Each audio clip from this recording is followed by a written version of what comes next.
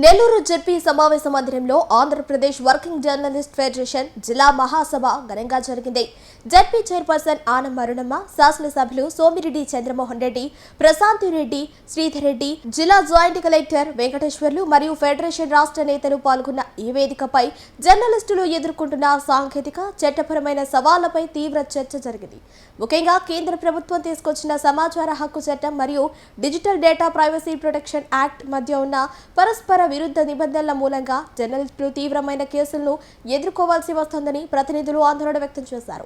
వృత్తి నిర్వహణలో గోప్యత పేరుతో సమాచారం ఇవ్వకపోవడం, వార్తలు రాస్తే కేసులు పెట్టడం పెద్ద ఆటంకంగా మారిందని పేర్కొన్నారు. సోమిరెడ్డి చంద్రమోహన్ రెడ్డి గారు వివిధ శాఖలతో పాటు సమాచార శాఖ కూడా మంత్రిగా పనిచేశారు. వారికి జర్నలిస్టులకు సంబంధించి తెలియని సమస్యలు ఏమీ లేవు. అయితే ఇవాళ మారిన కాలంలో మన పనితీరుకు అతిపెద్ద సమస్య వచ్చి పడింది. గతానికి ఇప్పటికీ వచ్చినటువంటి అతిపెద్ద తేడా కేంద్రం తీసుకొచ్చినటువంటి 2 చట్టాల కారణంగా 2 చట్టాల మధ్య ఉండేటువంటి స్పర్ధ ఇప్పుడు అది మన వృత్తికి పెద్ద ఆటంకంగా మారింది.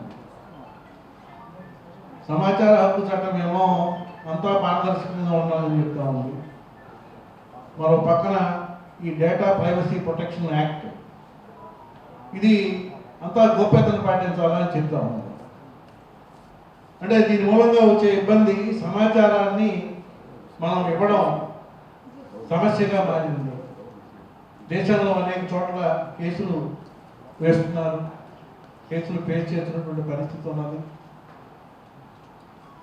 దీని మీద ఎడిటర్స్ గిల్డే క్వశ్చన్ రైజ్ చేసింది. ఎడిటర్స్ గిల్డ్ కేంద్ర ప్రభుత్వం ముందు, అయ్యా మాకు ఈ సమస్యలు ఉన్నాయి, వృత్తి నిర్వహణకు సంబంధించి ఉన్న ఇబ్బంది ఇది, సమాచారం ఇస్తే తప్పు, ఇవ్వకపోతే తప్పు, లేకుంటే పని చేస్తే తప్పు, చేయకపోతే తప్పు, అంటే తప్పు అనే మాటతో సరిపెడితే పర్లేదు, కేసులు ఎదుర్కొనేటువంటి పరిస్థితి ఉన్నది. ఈ పరిస్థితుల్లో మాకు వీటి మీద కొంత క్లారిటీ ఉంటే ఈ డ్రాఫ్ట్ ఇది తయారు చేస్తున్న రోజుల్లోనే, చట్టం తయారు చేస్తున్న రోజుల్లోనే, డ్రాఫ్ట్ తయారైనప్పుడే వీటి మీద ఒక 32 అంశాల మీద ఎడిటర్స్ గిల్డ్ క్వశ్చన్ రైజ్ చేసింది. ఈ అంశాలని ఇవి మా వృత్తి నిర్వహణకు ఆటంకం కలిగిస్తాయి కాబట్టి వీటికి జర్నలిస్టుల వరకు ఎగ్జామ్షన్ ఇవ్వండి, ఈ సమాచారం పంపడానికి, సమాచారం ఇవ్వడానికి వీలుగా ఆ ఎగ్జామ్షన్స్ ఇవ్వండి. లేదు అలా ఇవ్వలేని పరిస్థితి ఉన్నప్పుడు వీటిని మాకు ఇబ్బంది కలగకుండా వాటి వరకు రిపీల్ చేయండి, అందులో లేకుండా డ్రాఫ్ట్ స్థాయిలోనే చెప్పారు. కానీ జరగలే. తర్వాత చాలా దగ్గర కేసులు రావడంతో ఇప్పుడు సుప్రీంకోర్టులో ఒక 3 కేసులు వేశారు జర్నలిస్టుల తరఫు నుంచి. ఒకటి జర్నలిస్ట్ సంఘం తరఫున, అలాగే జర్నలిస్ట్ సంఘం తరఫున ఫౌండేషన్, అలాగే గీతా శేషు అనే ఒక జర్నలిస్టు, ఇండివిజువల్గా బాంబేలో ఉండేటువంటి జర్నలిస్టు. వీటి మీద కేసులు వేశారు. సుప్రీంకోర్టులో కేసులు నడుస్తూ ఉన్నాయి.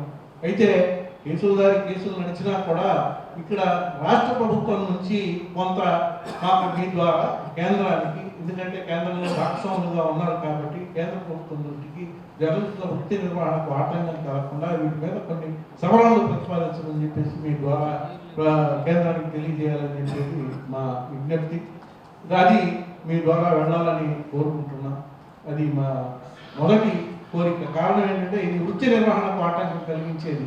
మేము అడుగడుగున పనిచేసే ప్రతి దగ్గర ఇది గోప్యత అనే వ్యవహారము చాలా ఇబ్బందిగా మారుతుంది. ప్రపంచంలో ఎక్కడ ఎలాంటి చట్టాలు లేవు. ప్రపంచంలో ఉన్నాయి. ఇప్పుడు అలా యూరోప్ దేశాల్లో కనుక చూస్తే పాపరాజీ, డయానా లాంటి వాళ్ళు చనిపోయినారు అంటే దానికి కారణం ఆ రోజు ఇలాంటి సంఘటనల కారణం అని చెప్పేసి చెప్తారు. కానీ అలాంటి దేశాల్లో కూడా అక్కడ ఇలాంటి చట్టాలు లేవు. కాబట్టి వీటి మీద కొంత ప్రయత్నం చేయమని చెప్పేసి మేము కోరుతా ఉన్నాం.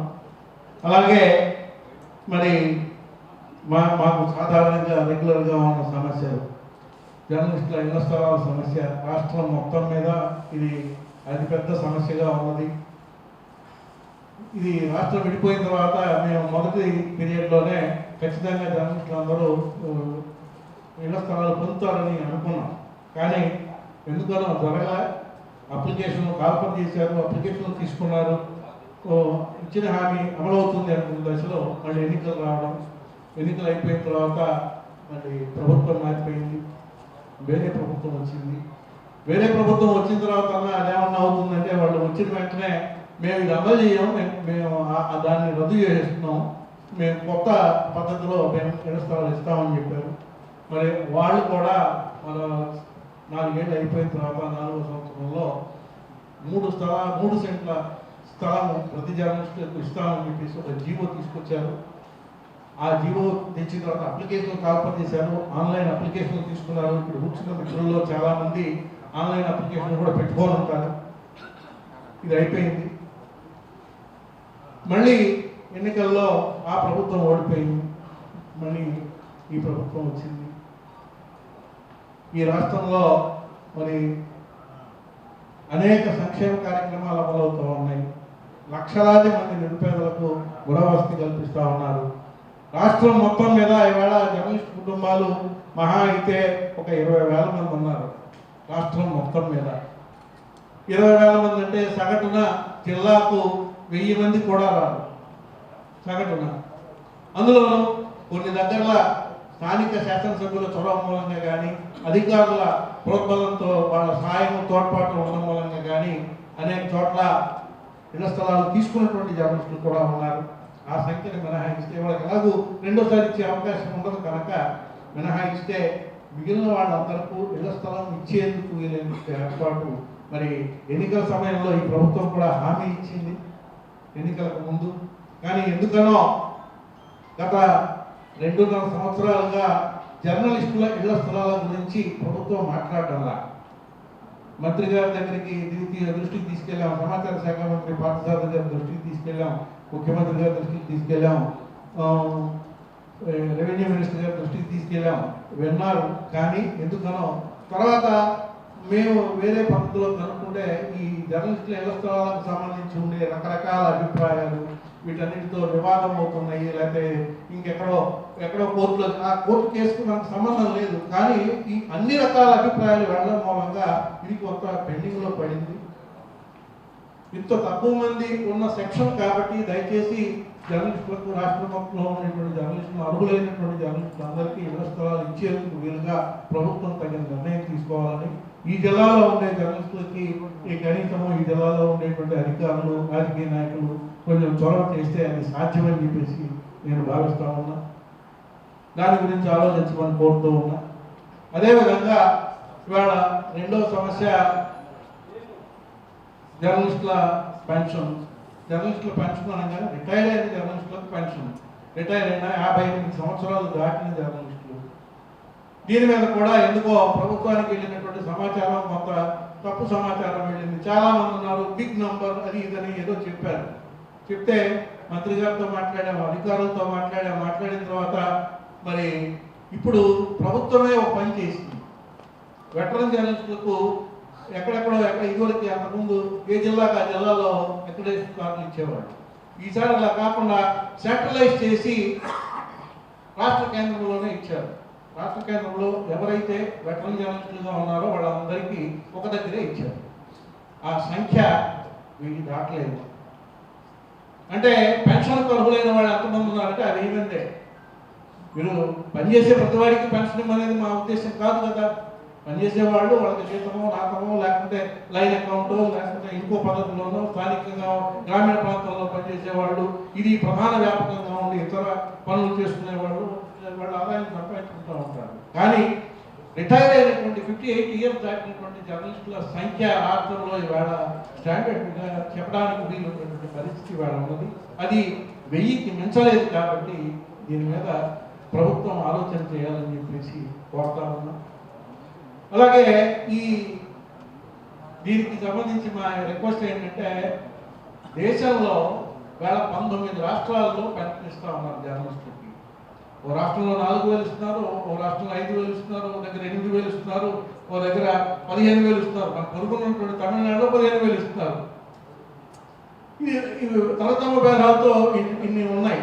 మేము అనేది ఓ 2 ఆఫీసులతో కమిటీ వేయండి, సమాచార శాఖ అధికారులను 2తో కమిటీ వేసి ఒక 4 రోజులు దీని మీద సమాచారం సేకరించి ఒక నివేదిక తయారు చేసి దానికి అనుగుణంగా ఈ రాష్ట్రంలో ఉండే జర్నలిస్టులకు ఎంత ఇస్తే బాగుంటుంది అనేది ప్రతిపాదన చేస్తే ఓ నెల 2 నెలల్లో దాని మీద ఒక నిర్ణయం తీసుకునేందుకు అవకాశం ఉంటుంది. అతి తక్కువ మందికి ఇది నంబర్ చాలా తక్కువ. 1000 మంది అంటే జిల్లాకు ఒక 100 మంది కూడా రాదు. 28 జిల్లాలు ఇవాళ ఉన్నది. సగటున చూస్తే సంఖ్య చాలా తక్కువ. కాబట్టి దీని మీద ప్రభుత్వం ఆలోచన చేయాలని చెప్పేసి మేము విజ్ఞప్తి చేస్తా ఉన్నాం. జర్నలిస్టుల పిల్లలకు ఎడ్యుకేషన్కి సంబంధించిన జీవో అనగానే అధికారులు బ్రహ్మాండంగా రెస్పాండ్ అయ్యి రాజకీయ నాయకులు చెప్పడం కానివ్వండి, ప్రభుత్వ ప్రతినిధులు చెప్పిన దాని వలన కానివ్వండి, జిల్లా కలెక్టర్లు చూడడం వలన కానీ ఇది ఆల్రెడీ జీవోలు 50% విద్యలో రాయితీ ఇస్తున్నారు అన్ని. అయితే మా రిక్వెస్ట్ ఏమిటంటే దీన్ని రాష్ట్రం మొత్తం ఇంప్లిమెంట్ అయ్యేలాగా ఒక దగ్గర కలెక్టర్ గారు ఇస్తారు, ఒక దగ్గర ఆయన డిఓకి పంపిస్తే అక్కడ డిలే అవుతుంది ఒక్కోసారి. ఇలా కాకుండా రాష్ట్రం మొత్తం మీద యూనివర్సల్గా ఉండేటువంటి ఒక పద్ధతిని కనుక అడాప్ట్ చేస్తే ఇంతమంది పిల్లలు అంటే ఇప్పుడు నాలాంటి వాడికి మనవాళ్ళు కూడా చదువు అయిపోతా ఉంది. కాబట్టి నాలాంటి వాళ్ళు కూడా ఉన్నారు కదా జర్నలిస్టుల సంఖ్య. ఇవాళ యూత్ ఇప్పుడు వాళ్ళ నంబరు తక్కువే. పిల్లలు చదివే పిల్లలు ఇప్పుడు తరతమ భేదాలతో అంటే చిన్న క్లాస్ నుంచి ఇంటర్మీడియట్ ప్రొఫెషనల్ కోర్సు దగ్గరికి వచ్చేసరికి ఈ నంబర్ కూడా పెద్ద నంబర్ కాదు. కాబట్టి దీని మీద రాష్ట్రం మొత్తం మీద ఒక డెసిషన్ తీసుకొని ఈ విద్యలో ఉండేటువంటి రాయితీయా లేకుంటే ఇప్పుడు ఫ్రీ ఎడ్యుకేషన్ ఇంప్లిమెంట్ చేసేందుకు వీలైన ఏర్పాటు ఏదైనా ఉంటే ఇది అంటే ఆల్రెడీ గవర్నమెంట్ స్కూల్స్లో ఉన్నది, అలా చేరే వాళ్ళు అది ఎలాగో చేరుతున్నారు. దీంతో పాటు అదర్ ప్రైవేట్ ఇన్స్టిట్యూషన్లో చేరేందుకు వీలుగా దీని మీద కూడా ఒక నిర్ణయం తీసుకుంటే బాగుంటుందని చెప్పేసి మేము విజ్ఞప్తి చేస్తా ఉన్నాం. వృద్ధాప్యంలో ఉండే జర్నలిస్టులకు సంబంధించిన మరో సమస్య ఏంటంటే మేము కొంతమంది కనీసం చూసేవాళ్ళు లేనటువంటి పరిస్థితి ఉన్న జర్నలిస్టులు కూడా ఉన్నారు. రాష్ట్రం మొత్తం మీద ఒక వృద్ధాశ్రమం జర్నలిస్టుల కోసం నిర్వహిస్తే బాగుంటుంది. ప్రభుత్వం ఆల్రెడీ ఇలాంటివి నిర్వహిస్తూ ఉంది. కొన్ని దగ్గర ఆర్ఫెన్స్ కోసం కూడా నిర్వహిస్తూ ఉన్నారు. కాబట్టి రాష్ట్రంలో ఎక్కడో ఒక దగ్గర ఇది కూడా పెద్ద నంబర్ బడ్డలు కాదు. లేదు ఉన్న వాటిలో ఒకదాన్ని ప్రత్యేకంగా దీనికోసం కేటాయించినా కూడా అది బాగానే ఉంటుంది. దీని మీద కొంత యోచన చేయాలని చెప్పేసి కోరుతా ఉన్నాం. అలాగే మాకు కమిటీలు ఉన్నాయి, జర్నలిస్ట్ కమిటీలు. మంత్రి గారు మన సోమిరెడ్డి గారికి బాగా దాని మీద ఐడియా ఉంది. Welfare fund committee, prevention attacks and journalist committee, ఇలాంటివి ఉన్నాయి. కానీ ఎందుకనో అక్రిడిటేషన్ కమిటీ ఒకటి తప్ప మిగతా ఏ కమిటీలు కాన్స్టిట్యూట్ చేయగలరా? దయచేసి మీ వైపు నుంచి మీరు కొంత ప్రభుత్వం దృష్టికి తీసుకెళ్ళి ఈ కమిటీలు వెళ్ళి అడిగినప్పుడు చెప్తా ఉన్నారు, ఈ వస్తుంది అని చెప్తాను, కానీ రావడం. మేము అనేది జర్నలిస్ట్ వెల్ఫేర్ కోసము ఒక ప్రత్యేకమైన నిధి ఏర్పాటు చేయండి. ఇవాళ ఆల్రెడీ గవర్నమెంట్ దగ్గర ఉన్నది ఒక 1.5 కోట్ల నిధి ఇవాళ ప్రభుత్వం దగ్గర ఉన్నది. ఆ 1.5 కోట్ల నిధి ఇవాళ ఉండేటువంటి అవసరాలకు ఏమాత్రం సరిపోదు. కాబట్టి దాన్ని ఒక 50 కోట్ల రూపాయలు ఈ వెల్ఫేర్ ఫండ్ నిధి ఏర్పాటుకు వీలుగా మేము మార్చి 4న ఒక ర్యాలీ నిర్వహించాము విజయవాడలో. తర్వాత సభ పెట్టాము. ఈ సభకి సమాచార శాఖ మంత్రి గారిని పిలిచాము. వారు వచ్చారు, మాట్లాడారు. ఈ డిమాండ్ చెప్పిన తర్వాత వారు స్పందించి ఆ రోజు అప్పటికప్పుడే ఆయన వెల్ఫేర్ ఫండ్కి వ్యక్తిగతంగా నేను 5 లక్షల రూపాయలు ఇస్తున్నానని చెప్పి ఆ సభాముఖంగానే ఆయన ప్రకటించారు. మేము వెళ్ళిన దగ్గరల్లా మేము జిల్లా మీటింగ్లో మేము అడుగుతా ఉన్నాం, ఆ జిల్లాలో ఉండే ప్రజాప్రతినిధులు లేకుంటే నాయకులు లేకుంటే అధికారులు ఎవరికి తోచిన విధంగా వాళ్ళు ఇది మాకు ఇచ్చేది కాదు, రాష్ట్ర ప్రభుత్వం దగ్గర ఉండేటువంటి జర్నలిస్ట్ వెల్ఫేర్ ఫండ్కి ఇచ్చేది. కాబట్టి దానిని మీ వైపు నుంచి కూడా కొంత ఫండ్ దాని కనుక జమ చేయగలిగితే అది కొంత పెరగడానికి అవకాశం ఉంటుంది. అలాగే ప్రభుత్వం నుంచి కొంత గ్రాంట్గా కనుక వచ్చినట్లయితే అది పెద్ద మొత్తంగా మారి అందరికీ ఉపయోగపడుతుంది అనేది మా ఉద్దేశం. కాబట్టి ఇక్కడ కూర్చున్నాం. జర్నలిస్టులుగా ఈ వృత్తిలో ఉన్నాం కాబట్టి జర్నలిస్టులుగా ఉన్నప్పుడు ఎదురయ్యే సమస్యలు మీకైనా నాకైనా ఎవరికైనా ఒకటే. కాబట్టి వాటికి కావాల్సినటువంటి పరిష్కారాలను వెతుక్కునే ప్రయత్నమే మనం చేస్తాం. కాబట్టి ఇందాక మాట్లాడిన మిత్రుడు నిజంగా చాలా ఆవేదనతో చెప్పాడు. ఆయన గ్రూపులు, కేసులు, కొట్లాట్లు, మనమే ఒకరి మీద ఒకళ్ళు. అలాగే మన వేదిక మీద వచ్చి ఒక శాసనసభ్యురాలు ఆమె చెప్పిపోయింది. నిజంగానే నాకు బాధేసింది చెప్తున్నప్పుడు. అంటే వాళ్ళు చెప్పిన దానిలో నిజం లేదా అబద్ధమా అని అంటే ఇక్కడ మనం ఒకళ్ళం కూడా వాయిస్ రైజ్ చేయాలి. కారణం ఏంటంటే అందులో అంతో ఎంతో నిజం ఉంది. నిజం ఉంది కాబట్టి మనం మాట్లాడలేనటువంటి పరిస్థితికి వెళ్ళాం. ఇది మనం ఎలా చూస్తున్నామంటే స్థానికంగా ఎక్కడికక్కడ పనిచేసే దగ్గర, అది జిల్లా కేంద్రం కావచ్చు, రాష్ట్ర రాజధాని కావచ్చు, లేకపోతే చిన్న మండలంలో కావచ్చు, పనిచేసే దగ్గర ఇదివరకు ఇప్పటికీ ఉన్న తేడా నేను చిన్న ఇది చెప్తాను. గతంలో ప్రొఫెషనల్ రైవల్రీ ఉండేది. అంటే వార్త, ఆ ప్రాంతంలో ఉండే ఒక వార్త, ఒక స్టోరీ, ఒక స్కామ్, ఒక అన్యాయం, ఒక అక్రమం తెలిస్తే ఇది వేరే వాడి కంటే ముందు నేను ఇవ్వాలా అనేటువంటి తపన ఒకప్పుడు ఉండేది. ఇవాళ మనం ఏ ఎమ్మెల్యే గారు ఎట్టుంటే బాగుంటుంది, లేకపోతే ఏ రాజకీయ నాయకుడు వెంటుంటే మనం కొంచెం కంఫర్టబుల్గా ఉంటాం. దీనికి కారణము మన వృత్తిలో వచ్చినటువంటి అభద్రత. మీరు ముందు అది అర్థం చేసుకోవాలి. ఇందాక మనం మిత్రుడు చెప్పాడు, మనం జీతం లేకుండా పని చేస్తున్నాం. ఇది గొప్ప. జీతం లేకుండా పని చేయాలా? అవసరమా? దానికోసం పని చేయలేమా? కారణం ఇది ఉండే కొద్దీ దాని స్వరూపం మొత్తం మారిపోయింది. మనకు 2 చట్టాలు ఉండేవి అని ఎందుకంటున్నారంటే ఇప్పుడు లేవు కాబట్టి రద్దయిపోయింది. వర్కింగ్ జర్నలిస్ట్ యాక్ట్ అంటే ఎవడు జర్నలిస్టు, ఆడు ఏం పని చేయాలా, ఏం చేస్తాడు, అది దానికి సంబంధించినటువంటి ఒక చట్టం. ఇంకొకటి పేమెంట్ ఆఫ్ వేజెస్ యాక్ట్. అంటే వర్కింగ్ జర్నలిస్ట్గా ఉన్నవాడికి ఎలాంటి సదుపాయాలు ఉండాలి, జీతం ఎంత ఉండాలి, అలాగే ఇతర సదుపాయాలు ఏమేమి కల్పించాలి, దీనికి సంబంధించినటువంటి చట్టం. ఈ 2 ఆల్ ఇండియా చట్టాలు ఈవేళ రద్దయిపోయాయి. మొన్న కార్మిక చట్టాలు రద్దు చేశారు కదా, రద్దు చేసినట్లో ఈ 2 చట్టాలు కూడా రద్దయిపోయాయి. మనం పిలిపించాం దీనికి వ్యతిరేకంగా ఆందోళన చేయమని, కార్మిక సంఘాలతో కలిపి ఆందోళన చేయమని. కొన్ని దగ్గర కొంత మిత్రులు అడిగారు, కార్మిక చట్టాలు రద్దు చేస్తే మనకేంటంటే మనకేం సంబంధం అన్నాడు.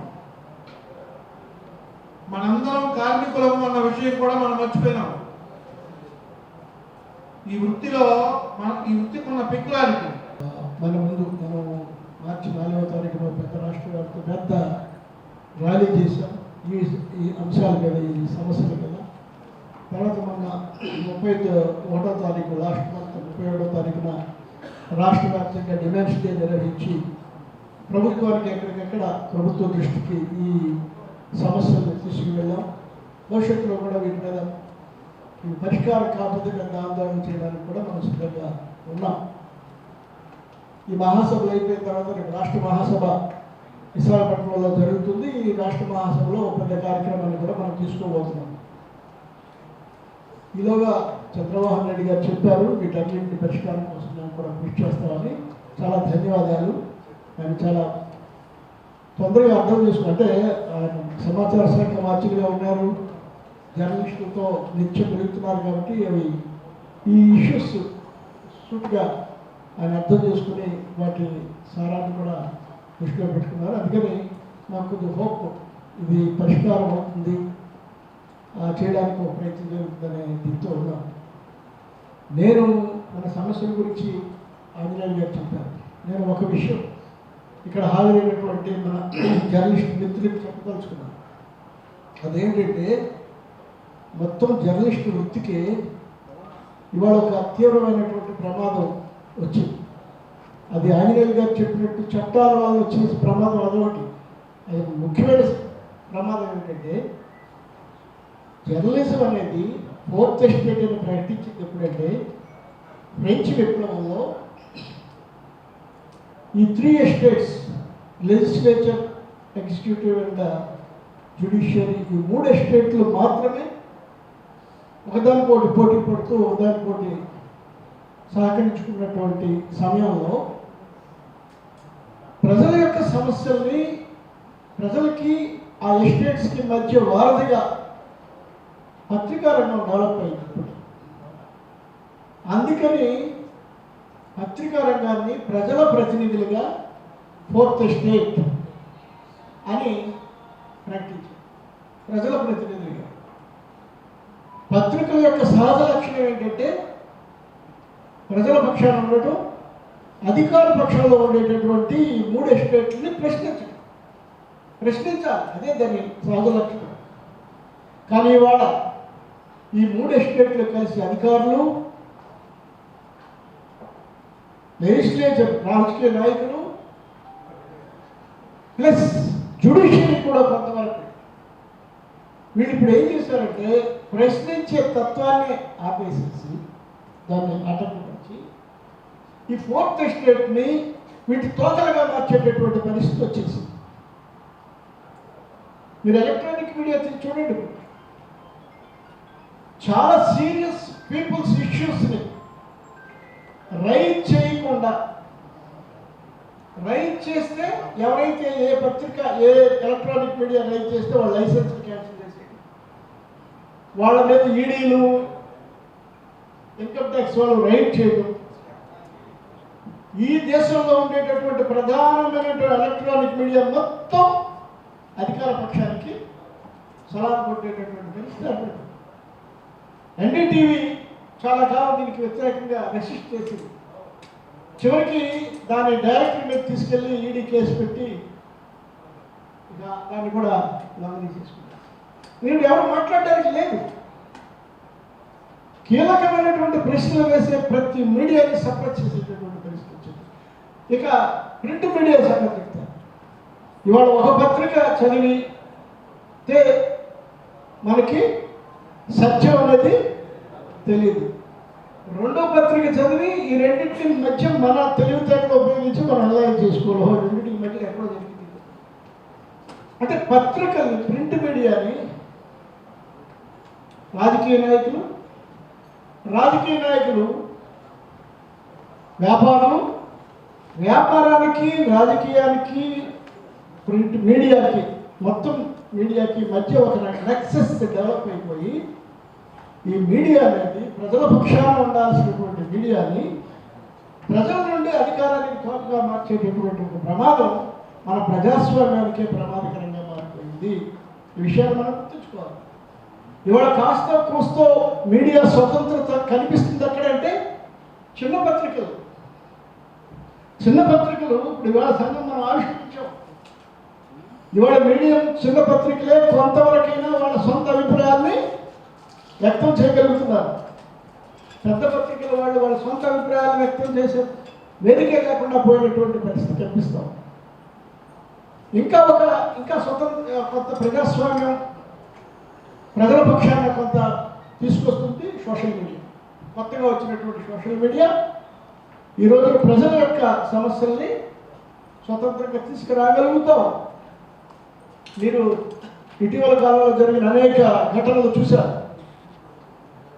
ఢిల్లీలో జరిగిన విద్యార్థుల సమస్యలు చూసినప్పుడు మొత్తం మీడియా, నేషనల్ మీడియా అంతా బాయ్కాట్ చేసింది. ఆ రోజు ఏం జరిగిందో ఎవరు చూపించలేదు. కానీ మొత్తం విషయాలన్నీ ప్రజల దగ్గరికి వచ్చినాయి. ఎలా వచ్చినాయి? వృత్తిపరంగా కూడా వస్తున్నటువంటి మార్పులు మనం అర్థం చేసుకోవాలి. సోషల్ మీడియా కూడా ఈ రోజున మళ్ళా క్రమంగా పెద్ద పెద్ద కంపెనీల చేతుల్లో వెళ్ళిపోతా ఉంది.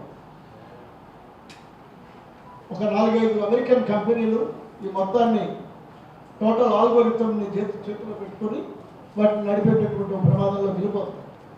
అందుకని మన సంఘం మన సొంత అవసరాల కోసం, అంటే ఇళ్ళ పట్టాలు, మన పెన్షన్లు, మన వృత్తి సమస్యలు, వీటి గురించి మాట్లాడటమే కాదు, వీటి గురించి పోట్లాడటమే కాదు, 4th ఎస్టేట్గా పత్రికా రంగం బ్రతకాలి, స్వతంత్రంగా బ్రతకాలి. ఇందాక చంద్రబాబు నాయుడు గారు చెప్పారు, చాలా మంచి విషయాలు, చాలా అద్భుతమైనటువంటి విషయాలు. పత్రికల యొక్క కర్తవ్యం ఏంటి? ఆ ప్రజలు ఎవరైతే నోరు లేదో ఆ నోరు లేని వాళ్ళకి నోరు, గొంతు లేని వాళ్ళకి గొంతు, నిస్సహాయంగా ఉండే వారికి సహాయం చేయడం అనేది పత్రికా రంగం యొక్క బాధ్యత. ఆ బాధ్యతను నిర్వహించడం ద్వారా మనం ఆ ప్రజాస్వామ్యాన్ని కాపాడాల్సినటువంటి బాధ్యత మన మీద ఉంది. ఈ రోజున మనం యాజమాన్యాల ద్వారా ఏదో ఒక రాజకీయ పక్షానికో అధికార పక్షానికో అధికారాలకో లొంగిపోవడం, దానికి వాళ్ళు మంచి చేస్తే మంచి రాయకూడదని కాదు, మంచి చేస్తే రాయడానికి చాలా స్పేస్ ఉంది. కానీ నిస్సహాయమైనటువంటి ఆ ప్రజల యొక్క పక్షాన మనం వహించడం అనేది అది కోల్పోతున్న కొద్దీ జర్నలిజం మీద ప్రజల్లో గౌరవం కూడా తగ్గిపోతుంది. తగ్గిపోకుండా ఉండాలంటే, జర్నలిజం అనేది బ్రతకాలి అంటే అది ప్రజల పక్షానే ఉండాలి.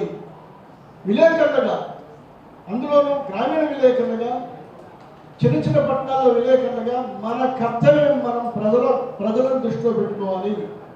మనం రాసే ప్రెస్ నోట్లు, మనం రాసే ప్రభుత్వ కార్యక్రమాలు, మనకెళ్ళే ప్రభుత్వ కార్యక్రమాలు, వీటితో పాటు ప్రజల యొక్క కష్టాలు, ప్రజల యొక్క సమస్యలు, వాటిని మనం ఎంత అంటిపెట్టుకుని ఉంటే ప్రజల్లో మన గౌరవం, మన ఫోర్త్ ఎస్టేట్ మీద ఉండేటటువంటి గౌరవం అంతగా పెరుగుతుంది. కాబట్టి ఆంధ్రప్రదేశ్ వర్కింగ్ జర్నలిస్ట్ ఫెడరేషన్ సభ్యులుగా మనం ఒక సామాజిక బాధ్యత మన మీద ఉంది. ఈ సామాజిక బాధ్యతను మనం నిర్వహించాలి. ఒకటి 1 ఆఫ్ 2026 అంటే రీసెంట్గా లాస్ట్ మంత్ చేయించాం. బేసికలీ ఈ సంస్థ ప్రధాన ఉద్దేశం ఏంటంటే మన రాష్ట్రంలో ఉన్న చిన్న పత్రికలు, మీడియం, అలాగే పీరియాడికల్స్, వాటిలో పనిచేసే సిబ్బందిని అందరినీ ఒకే తాటిపైకి తీసుకురావడం, మన సమస్యల్ని మెయిన్ స్ట్రీమ్ మీడియా వాళ్ళు ఎలా అయితే ఏ సమస్యలు వాళ్ళకు ఉన్నాయో వాళ్ళు ఆల్రెడీ ప్రభుత్వ దృష్టికి అనేక రూపాల్లో తీసుకెళ్తున్నారు.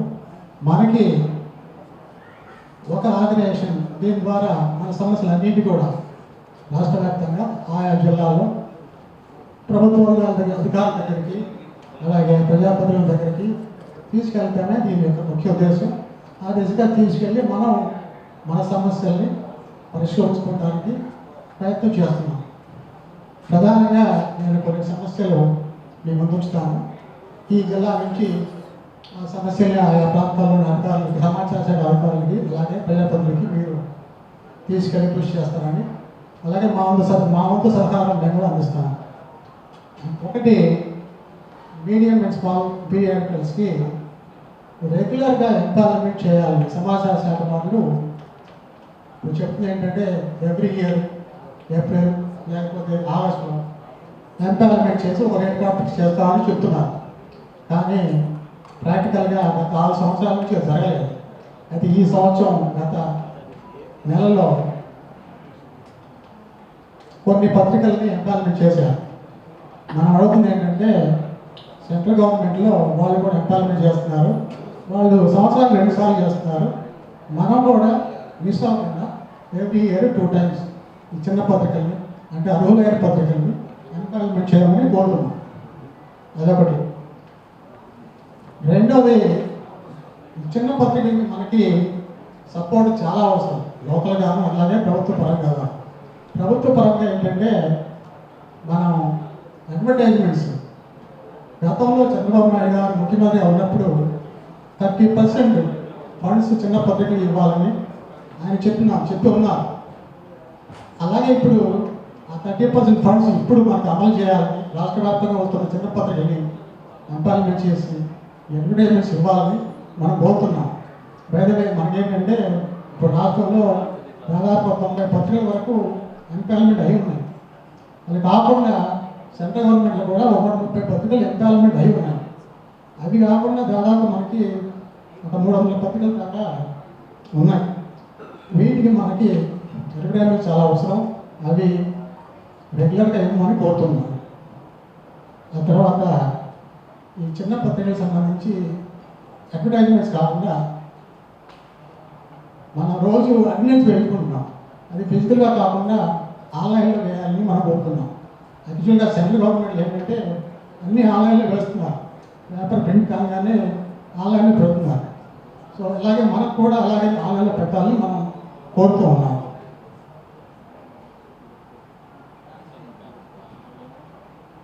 ఆ తర్వాత మనకి చిన్న పేపర్లని చిన్న చూపు చూస్తున్నారు.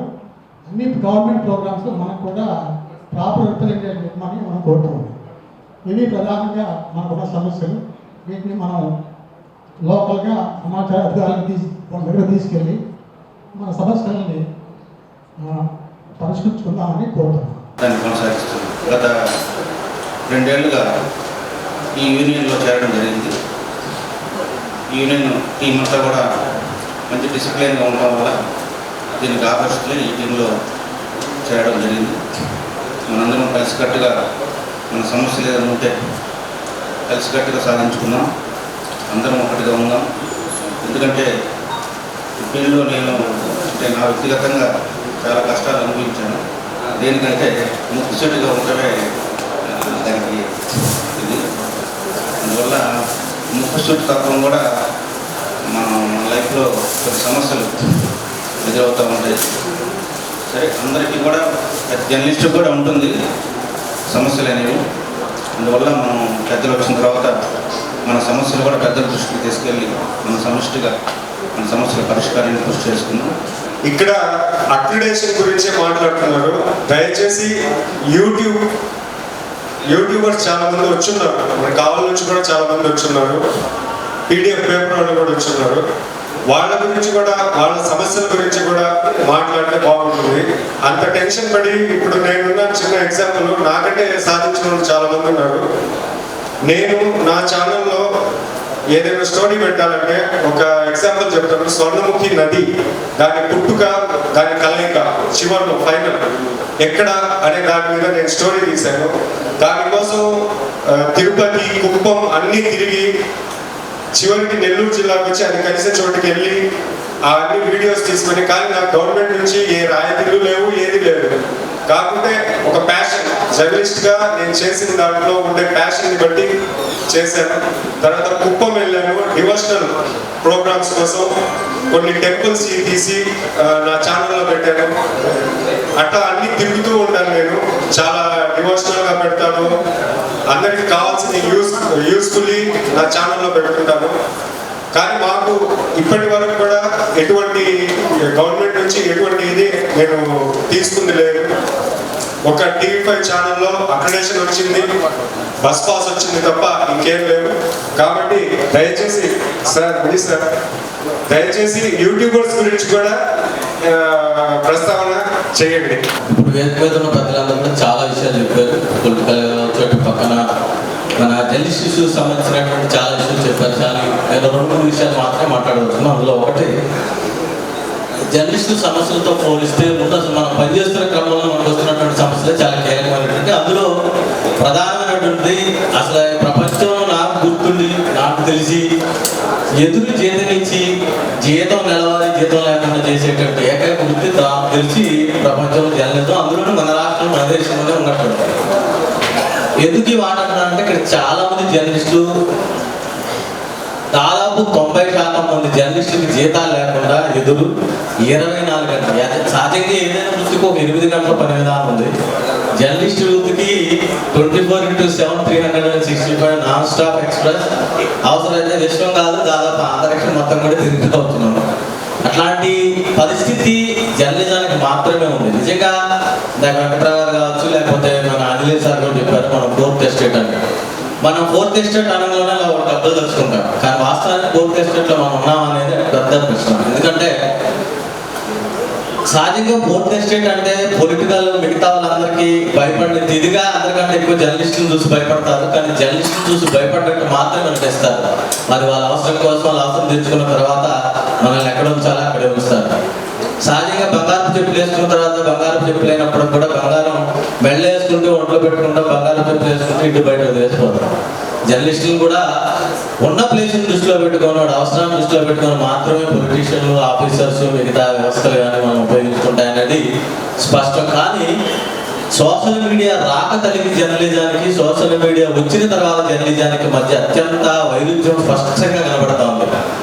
ఒకప్పుడు వార్త మీడియాలోనో, ఒక పేపర్లోనో, ఒక టీవీలోనో వస్తేనే వార్త. ఈరోజు వార్తను ఎవరిని దాచిపెడదామన్నా 150 కోట్ల మంది ప్రజల్లో ఎవడో కూడా దాన్ని బయటికి తీసుకొస్తారు. కాబట్టి వార్తను దాద్దామన్నటువంటి ప్రయత్నం ఎవ్వరూ చేయలేరు. దానికి 2 ఇన్సిడెంట్స్. ఒకటి విజయవాడలో జరిగినటువంటి ఒక లాకప్ డెత్ కావచ్చు, రెండవది రాజమండ్రిలో జరిగినటువంటి డాక్టర్ ప్రియాంకకు సంబంధించినటువంటి ఇన్సిడెంట్ కావచ్చు. ఈ రెండు ఇన్సిడెంట్ని దాదామని చాలా మంది ప్రయత్నం చేశారు. ఇందులో జర్నలిస్టులు కూడా ఉండటం మన దౌర్భాగ్యం. కానీ అది ఎలా అని ఆగిందా? అది రాష్ట్రంలో రాజకీయ ప్రకంపనలకి కేంద్ర బిందువు లేని. అంటే నేను ఈ విషయాన్ని ఎందుకు చెప్తానంటే, జర్నలిస్ట్ అనేవాడికి ఎంత శక్తివంతమైన వాడు అని మనం అనుకుంటాం. కానీ సొసైటీలో ఫోన్ ఉన్న ప్రతి ఒక్కడు కూడా జర్నలిస్టే. ఈ ఫోన్ దాదాపు ఎన్ని కోట్ల మంది దగ్గర ఉందో నాకు తెలియదు, కానీ అన్ని కోట్ల మంది కూడా జర్నలిస్టే. ఎందుకంటే ఈరోజు ఒక ఇన్సిడెంట్ జరిగితే ఆ ఇన్సిడెంట్ని తీసి ఈరోజు మనకు చాలా మంది ఏంటంటే ఒక వార్త పేపర్లో చూసో లేకపోతే టీవీలో చూసో ప్రజలు తెలుసుకునేవాళ్ళు. ఇప్పుడు ఎలక్ట్రానిక్ మీడియా అయినా, ప్రింట్ మీడియా అయినా, సోషల్ మీడియా చూసి వార్త రాస్తుంది. That is the change of the journalism. ఈ జర్నలిజం సిస్టమ్ మారింది, బట్ మనం కూడా మారాలి. నేను ఎందుకు మాట్లాడుతున్నా అంటే, యాక్చువల్గా మనం పనిచేస్తున్నాం జీతం లేకుండా వ్యవస్థలకి, సంస్థలకి డబ్బులు ఇచ్చుకుంటూ, మనం భార్య పిల్లలకి జబ్బు చేసిన దానికన్నా కూడా సొసైటీకి ఏదో జబ్బు చేస్తే అంత పిల్లలు ఇంట్లో వదిలేసుకుంటాం. కానీ మనకి మన కోసం చేసేటువంటి కొన్ని పనులు మనకు ఉన్నాయి. మనందరికీ చాలా ఈ 2 సంవత్సరాల గత సమావేశానికి కూడా నేను ఇదే హాల్లో జరిగిన సమావేశానికి వచ్చాను, మళ్ళా ఇదే హాల్లో జరుగుతున్నటువంటి సమావేశానికి కూడా హాజరయ్యాను. నేను ఎందుకు చెప్తాను అంటే, చాలా మంది మనం గర్వంగా చెప్పొచ్చు, ఒక 2-3 ఇష్యూస్లో మనం కాలం ఎగరేసి మన ఆర్గనైజేషన్స్ చెప్పొచ్చు. ఒకటి ఏంటంటే, జర్నలిస్ట్కి సంబంధించినటువంటి హెల్త్ కార్డు ఈరోజు మీ అందరి జేబుల్లో ఉందంటే దానికి కృషి, కర్త, కర్మ, క్రియ అంతా మనం చేసాం. కానీ మనం ఎవరో చెప్పం, మనం దాన్ని ఉపయోగించుకోవడం కూడా ఉపయోగించుకోవట్లేదు. రెండోది ఏంటంటే, bus pass, free bus pass కూడా గతంలో ఉంది, తర్వాత ఏసీ బస్ పాస్ కూడా మనం మార్చే ప్రయత్నం చేసాం. ఇప్పుడు కిరణ్ కుమార్ రెడ్డి గారి టైంలో బొత్స సత్యనారాయణ గారు ట్రాన్స్పోర్ట్ మినిస్టర్గా ఉన్నప్పుడు కూడా మనకు హెల్ప్ చేశారు. కానీ ఇష్యూస్ కోసం ఎందుకు చెబుతానంటే, ఇప్పుడు ప్రధానమైనటువంటి సమస్యలు జర్నలిస్ట్కి హెల్త్ ఒకటి, బస్ పాస్ ఒకటి, అందరికన్నా ముఖ్యమైనది ఏంటంటే ఇళ్ల స్థలాలు ఉన్నాయి. ఇళ్ల స్థలాల సమస్యకి సంబంధించి నాకు తెలిసి రాజశేఖర రెడ్డి గారి హామీలో మాత్రమే వచ్చింది. ఆ తర్వాత దాదాపు వరకు కూడా ఏ ప్రభుత్వం కూడా ఇస్తామని చెప్పారు, కానీ ఎవరూ ఇవ్వలేదు. ఇందాక సోమిరెడ్డి చంద్రమోహన్ రెడ్డి గారు చెప్పారు, మా నియోజకవర్గంలో కొంతమందికి ఇచ్చే ప్రయత్నం చేశామని. చాలా మంది ఇక్కడ మనం జిల్లాలో ఉన్నాం కాబట్టి ప్రతి ఎమ్మెల్యేలో మీకు యాక్సెస్ ఉంటుంది. మీ జిల్లాలో ఒకళ్ళే మినిస్టర్ ఉంటారు కాబట్టి మీకు 1-2 మినిస్టర్స్ ఉంటారు కాబట్టి ఫుల్ యాక్సెస్ ఉంటుంది. మీరు అందరుగా వెళ్ళి కనుక మీరు ఒత్తిడి చేయగలిగి. రెండోది ఏంటంటే, మీరు పనిచేస్తున్నటువంటి నియోజకవర్గాల్లో గవర్నమెంట్ ల్యాండ్ ఆర్డర్లో చూసుకోండి. ఎక్కడ ల్యాండ్ ఉంది, ఎక్కడ విఆర్ఓల్ని, ఎంఆర్ఓల్ని మీకు బాగా పరిచయం ఉన్న వాళ్ళు, వాళ్ళతో రెగ్యులర్గా వాళ్ళతో ర్యాప్ ఉంటుంది కాబట్టి అడిగి తెలుసుకొని వాటి విషయంలో మీరు ఫాలోఅప్ చేయగలిగితే మన ప్రధానమైనటువంటి సమస్యలు, మన వృత్తి సమస్యలు ఎప్పుడూ ఉంటాయి. అవి తీరే కాదు, సత్యే కాదు. కానీ మన హెల్త్ ఇష్యూస్ కావచ్చు, లేకపోతే మనకు ఏదైతే మనకు కావాలి అంటే కీలకం అనుకుంటున్నటువంటి హౌస్ ఇష్యూ కావచ్చు, ఇక్కడ మన వెంకటరావు గారు కావచ్చు, లేకపోతే ఆంజనేయ సార్ కావచ్చు, మేము కావచ్చు, మేము గవర్నమెంట్ ఎప్పటికప్పుడు అన్ని ఆర్గనైజేషన్స్ కూడా పూర్తి స్థాయిలో పెద్ద ఎత్తున మనం సమస్యలు ప్రభుత్వం దృష్టికి తీసుకెళ్తున్నాం. భవిష్యత్తులో కూడా ఈ ఇష్యూస్ ఇట్లానే ఉంటాయనుకోవచ్చు. కానీ ఉన్న సమస్యల మీద మనం ఏ మేరకు మనం ప్రయత్నం చేసి వాటిని సాధించుకుంటాం అనే దాని మీద మన అందరం కూడా ఆధారపడి ఉండాలని చెప్పేసి, అలానే మనం ఒక్కరినే పనిచేయడం కాదు, మన ఆర్గనైజేషన్ 1-2 ఆర్గనైజేషన్స్ కలిసి పనిచేస్తేనే కాదు, జర్నలిస్టులు అందరూ కూడా అందరినీ కలుపుకు వెళ్ళి కింది స్థాయిలో అందరం కలిసి పనిచేస్తేనే జర్నలిస్టులు అందరి సమస్యలు పరిష్కారం అవుతాయి. అంతేగాని మన ఆర్గనైజేషన్ పెద్దది కావచ్చు, మన ఆర్గనైజేషన్ ఇంకొక ఆర్గనైజేషన్ మధ్య ఎప్పుడూ ఉంటుంది. కానీ కలిసి పనిచేయాల్సినటువంటి అవసరం మాత్రం ఉంది. కాబట్టి మన సమస్యల పరిష్కారం కోసం జిల్లా స్థాయిలో, నియోజకవర్గాల స్థాయిలో మనందరం కలిసి ఉండటం ఎంత ముఖ్యం. మనం అందరం కలిసి కూడా మన ఇష్యూస్ ఏవైతే ఉన్నాయో వాటిలందరి మీద కూడా మీరందరూ కూడా కలిసి కృషి చేసి వాటన్నిటి కూడా మీకు కావాల్సినటువంటి సమస్యల్ని మీరే పోరాడి సాధించుకుంటారని, కేంద్ర రాష్ట్ర స్థాయి నుంచి అయితే మేము ఎప్పుడు కూడా మీకు ఏ సమస్య వచ్చినా రాష్ట్ర స్థాయిలో నుంచి మీకు ఎలాంటి సహాయ సహకారాలు కావచ్చు వచ్చినా కూడా మేము అందించడానికి సిద్ధంగా ఉన్నాం. మీరు అందరూ కూడా కొత్తగా ఎన్నిక కాబోయేటువంటి 2 జిల్లా కమిటీలు కూడా ముందుగానే మీకు అభినందనలు తెలియజేస్తున్నాం. రాష్ట్ర నాయకత్వం ముఖ్యమంత్రి స్థాయిలో ఆందోళన కానీ, ముఖ్యమంత్రిని కలవడం కానీ, సంబంధిత మంత్రిని కలవడం కానీ చేస్తే జిల్లా నుంచి నాయకత్వం వహించి ముఖ్యమంత్రి దగ్గరికి ఈ ఇష్యూ తీసుకెళ్తాం. మేము తీసుకెళ్ళి ఈ ప్రాంతంలో సమస్యలు మాట్లాడతాం. అది ఆయన చెప్పారు, సలహా చెప్పారు. అలాగే వాళ్ళు పార్లమెంటరీ స్థాయి మీటింగ్ జరిగింది. అంటే అన్ని నియోజకవర్గాల ఎమ్మెల్యేలు ముఖ్య నాయకుల మీటింగ్ జరిగింది మంత్రి గారి ఇంట్లో. అక్కడ కూడా ఆయన ప్రస్తావించారు, మనం చెప్పుకుంటా పోతాము, జర్నలిస్ట్ అవుట్ సైడ్ విషయం ఉంది, దాన్ని మనం పరిష్కరించాలని చెప్పి మాట్లాడుకున్నారు. మన ఆంజనేయ గారు చెప్పారు, మనం చెలో విజయవాడ కార్యక్రమం నిర్వహించారు. సమాచార శాఖ మంత్రి గారు వచ్చారు. చాలా పెద్ద ఎత్తున రాష్ట్ర వ్యాప్తంగా చాలామంది మనవాళ్ళు వచ్చినారు. రాష్ట్ర వ్యాప్తంగా జర్నలిస్టులు తరలించారు. వచ్చి మినిస్టర్కి, ప్రభుత్వానికి మన సమస్యలు ఏదో వివరించారు. ఆయన ప్రభుత్వానికి చెప్తాను, కావల్లో ఒక సమస్య ఉంది, ఆ సమస్య ఎక్కడుందో నాకు తెలియదు, మీరు కావల్లో వచ్చి ముఖ్యులు వచ్చి మాట్లాడారు, సమస్య ఏ స్థాయి ఉంది అక్కడ పరిష్కరించుకోండి. ఎమ్మెల్యే స్థాయిగా, కలెక్టర్ స్థాయిగా, లేదా రాష్ట్ర ప్రభుత్వం స్థాయి చేసుకోవాలి. గూడూరులో కూడా సమస్య ఉంది, మీ మండలాల్లో కూడా సమస్య ఉంది. కాబట్టి మేము ఈ ప్రాంతానికి సంబంధించి మీరు వచ్చి మాట్లాడుతున్నాం, ఇక్కడ స్టడీ చేస్తున్నాం, మాట్లాడుతూ మన రాష్ట్ర స్థాయి